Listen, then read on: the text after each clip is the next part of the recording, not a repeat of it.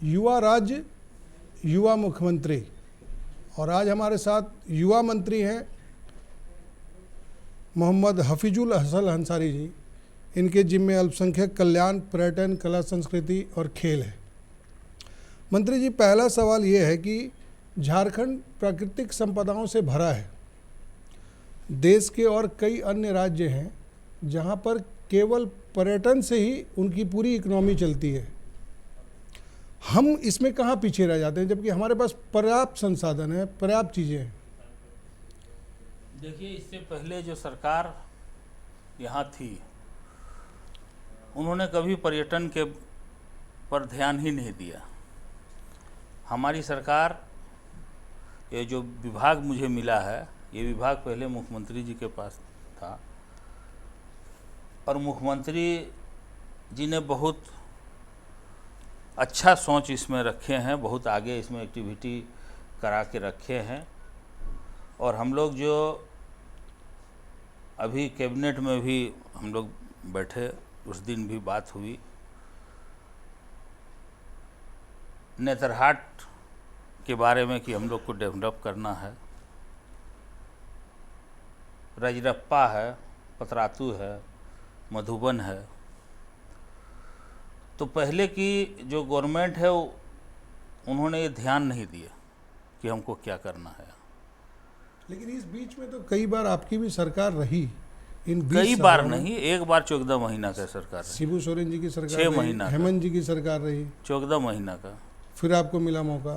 तो इस बीच में ऐसे प्रयास क्यों नहीं होते हैं कि हम एक बड़ा रेवेन्यू खड़ा कर सकते हैं केवल एक विभाग से? इस बार ही झारखंडी का सरकार बना। हेमंत सोरेन बहुमत में आए, तो अब जो उनका सोच है पर्यटन के लिए, और हमको जिम्मेवारी मिली है, हम पहला मीटिंग किए हैं। अब आगे इसमें हम लोग बेहतर से बेहतर करने का प्रयास करेंगे। देखिए, दूसरा सवाल मेरा ये है कि खेल मंत्रालय भी आपके पास ही है। वर्तमान में राज्य में कई प्रतिभावान खिलाड़ी हैं, तीरंदाजी के हो गए, हॉकी के हो गए, लेकिन कई ऐसे मौके हैं, आप भी चूँकि इस राज्य की पॉलिटिक्स में एक्टिव हैं, तो कई बार आपने सुना होगा कि खिलाड़ी पदक लेके आए लेकिन उनको कोई रिसीव करने वाला नहीं। तो अभी तक खेल नीति भी क्लियर नहीं।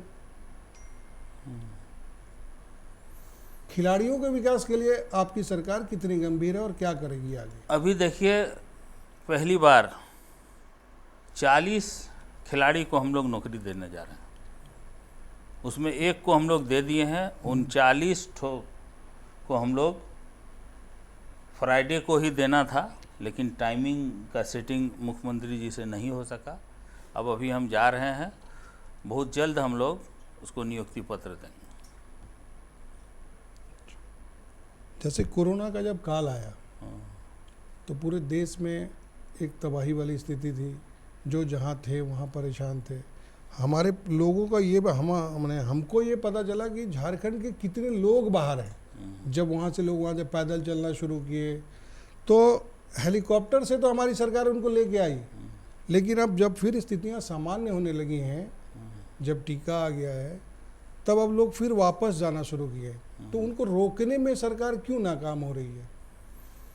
देखिए, बहुत ऐसा मजदूर है, अभी काम का कमी नहीं है, मनरेगा में बहुत काम है, लेकिन जो आदमी फैक्ट्री में काम कर चुका है उसको आप मिट्टी काटने बोलिएगा, वो नहीं काटेगा, वो फिर वापस जा रहा।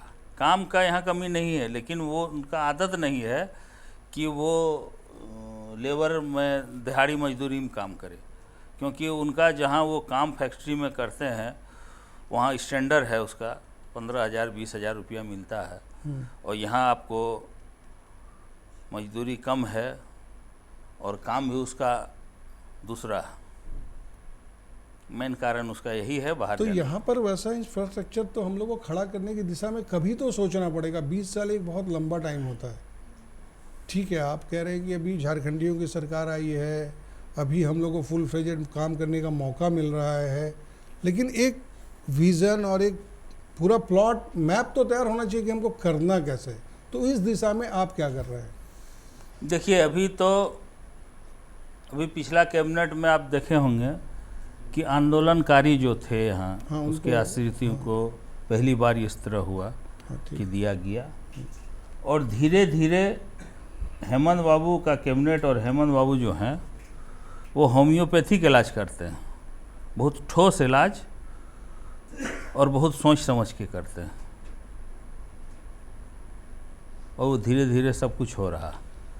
आपकी बात हम माने कि होम्योपैथिक इलाज करते हैं, लेकिन जो केंद्र में हमारी सरकार बैठी है, राज्य में बिजली की समस्या है, डीवीसी का करोड़ों करोड़ बकाया है, लेकिन जैसा आप कह रहे हैं कि हेमंत जी होम्योपैथिक इलाज करते हैं, लेकिन केंद्र इसमें पूरा आयुर्वेदिक नहीं एलोपैथिक इलाज कर दे रहा है, आपका पैसा ही काट ले रहा है।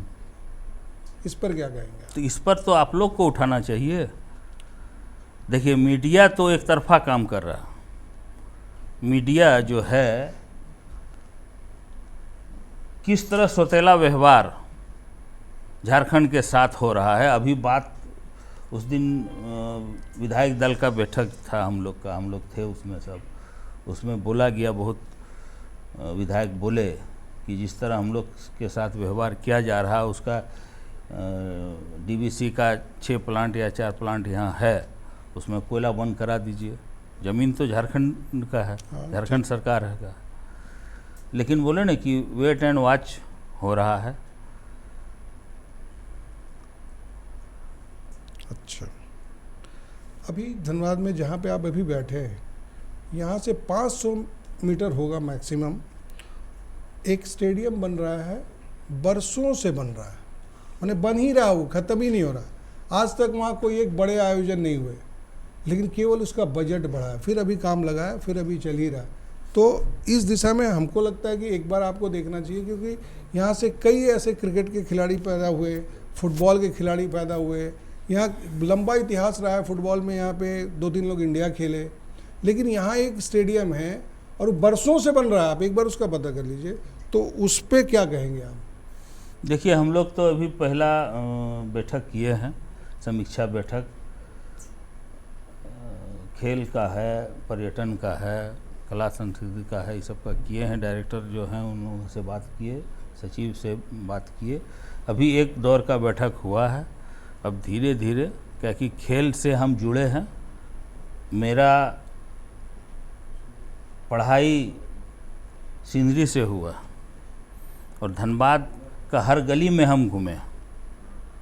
आपको पता है, धनबाद में हम रिक्शा चलाएं। अब क्या है चलाई, बतलाते हैं आपको कि हम लोग कोला भवन में हम लोग को ट्रेनिंग मिलता था। हम कुया कोलियरी में ट्रेनिंग किए हैं, कुस्तौर में ट्रेनिंग किए। तो हम लोग साथी लोग वहाँ गन्ना खा रहे थे, ठीक है। तो जो रिक्शा वाला है वो भी गन्ना खा रहा था। तो एक पैसेंजर आया कि हमको उस जगह कॉलोनी छोड़ना है, तो हम रिक्शा चलाने जानते थे, घर में भी रिक्शा मेरा रहता था, तो हम चलाते थे। तो 5 रुपया बोला कि भाड़ा देंगे। उस वक्त सिंदरी से बलियापुर इंस्टीट्यूट ऑफ टेक्नोलॉजी में पढ़े हैं, तो उस वक्त 5 रुपया बहुत था। तो हम ही बोले कि चलिए हम ही छोड़ देते हैं। और मेरा पहला कमाई जो है ज़िंदगी का, रिक्शा चला के 5 रुपये का। अच्छा, यही धनबाद में आराम मोड़ में मेरा भाई, फुफेरा भाई, अभी भी उनका, मैंने पहले वहाँ भाड़ा में रहते थे, अभी वो अपना घर बना लिए हैं, नज़ीर अहमद सर्वे अफसर हैं अभी।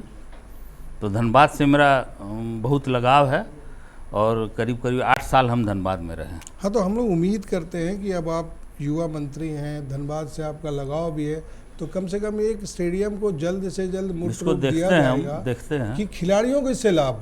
एक भी बड़े आयोजन नहीं हुए यहाँ पे, केवल बजट बढ़ा, 4 से 8 हो गया, 8 से 12 हो गया, और कुछ हुआ नहीं। मेरा एक सवाल अभी चुनाव से रिलेटेड होगा, बंगाल से, कि बंगाल में अभी जेएमएम गई हैं, हेमंत जी ने सभा किया, उसके बाद वहाँ की मुख्यमंत्री ममता बनर्जी नाराज हो गई। तो वहाँ पर आप किसको चुनौती देंगे? तृणमूल को, बीजेपी को, कांग्रेस को, या अपने सहयोगी गठबंधन जो है आपके ये तीनों, उनको? देखिए, चुनाव लड़ने जीतने के लिए ही नहीं लड़ता, कहीं कहीं चुनाव हमको जीतना है, अपना उपस्थिति दर्ज करना है, और जो मेरा समर्थक है, जो कहीं अपेक्षित है, वहाँ आदिवासी समाज है और जो झारखंड मुक्ति मोर्चा का समर्थक है, उसके साथ वहाँ सौतेला व्यवहार हो रहा है। तो आपको वहाँ तो जाकर प्रतिनिधित्व करना पड़ेगा। खेती है हम लोग का, लेकिन वहाँ पर जो अभी जो सर्वे है, हम लोग भी जो घूम रहे हैं, वहाँ पे अभी डायरेक्ट लड़ाई अगर देखें तो टीएमसी और बीजेपी के बीच में है। तो आपको नहीं लगता है कि वहाँ पर अगर जेएमएम लड़ेगा तो बीजेपी को फायदा हो जाएगा? अभी लड़ा नहीं ना है, अभी क्या होगा। लेकिन आपके मुखिया वहाँ जाके सभा करके आगाज कर चुके हैं कि हम 12 सीट पे लड़ेंगे। सभा किए हैं, राजनीतिक में वो सब होता है, वो सब राजनीतिक में होता है। अच्छा, अब एक सवाल तो आप ही से जुड़ा है कि आने वाले समय में अभी आपको भी चुनाव लड़ना पड़ेगा, क्योंकि अभी आप किसी सदन के सदस्य नहीं हैं। तो जब आपको मंत्री बनाया गया तो विपक्ष का ये आरोप था कि मधुपुर सीट में चुनाव को प्रभावित करने के लिए आपको मंत्री बना दिया गया, ऐसा विपक्ष का आरोप है। देखिए, विपक्ष जब हमको मंत्री बना दिया ना, किसी कभी सोचा भी नहीं था कि हफीज को मंत्री बनाए। आप भी पत्रकार हैं, आप लोग के पास था कि कभी सोचे थे कि हफीज को मंत्री बनाया जाएगा? किसी के दिमाग में आया था? हाँ, ठीक है, नहीं आएगा। तो ये जो इतना बड़ा मास्टर आप चुनाव लड़ेंगे ये तो सबको पता था, क्योंकि आपके पिताजी का एक पृष्ठभूमि वहाँ पे बना हुआ है, तो आप चुनाव लड़ेंगे ये तो सबको पता। देखिए, ये जो हमको मंत्री बनाया गया, ये हाजी साहब के सम्मान में दिया गया। हाजी साहब जिस ईमानदारी के साथ पार्टी में और जिस तरह झारखंड के अवाम में, गरीबों के दिल में जिस तरह वो बसे हुए थे, उनको सम्मान में पार्टी गुरुजी के साथ में वो रहे। 35 साल से आंदोलन किए और कहीं न कहीं जेएमएम को थोड़ा बढ़ाने में, अल्पसंख्यक को इस पार्टी में जोड़ने में मेरे वालिद साहब का भी योगदान है। उसी के उनका जो कार्य, जो वफादारी था, और हम भी 20 साल से राजनीतिक में जुटे हैं। दुर्गा भैया मेरा बॉस थे, उन्हीं का हम चेला हैं, उन्हीं के साथ हम रहते थे।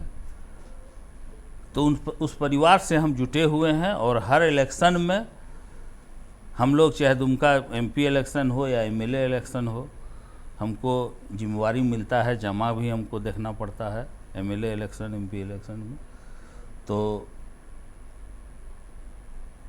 हम ये नहीं कि हम नया हैं, कि राजनीतिक में हम नया हैं, ऐसा नहीं है। हाँ, ठीक है, हम बैक में थे।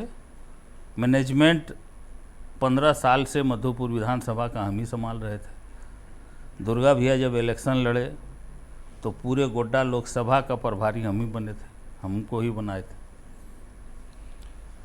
जो अभी कोयलांचल में, धनबाद, चाहे जो कोयला क्षेत्र है, वहाँ पर एक सबसे बड़ी समस्या है रंगदारी और वर्चस्व को लेके खूनी संघर्ष। लगातार अभी हाल के दिनों में व्यवसायियों को, उद्योगपतियों को लगातार धमकी भरे मैसेज आ रहे थे, फ़ोन कॉल आ रहे थे, किसी पर गोली चल रहा है, बम चल रहा है। और तब एक धारणा थी कि, चाहे विपक्ष इस बात को प्रचारित कर रहा था कि जैसे जेएमएम की सरकार आई है, ये अपराधी हावी हो गए। तो ऐसे कुकृत्यों को रोकने के लिए आपकी सरकार आगे क्या ठोस कदम उठाएगी, जिससे व्यवसायी निर्भीक होकर अपना व्यापार कर सके, अपना काम कर सके? आप लोग को तो पता होगा, कदम तो उठा है कि नहीं उठा है, बताइए। नहीं, उठा है, लेकिन हम ये, चूंकि आप सरकार में हैं, तो हमको लगता है कि आप जो बताएंगे धीरे धीरे उठेगा, वो चीज़ों को आप ज़्यादा अच्छे से रख पाएंगे, तो आपकी बात लोग समझेंगे कि हाँ, ये है मामला।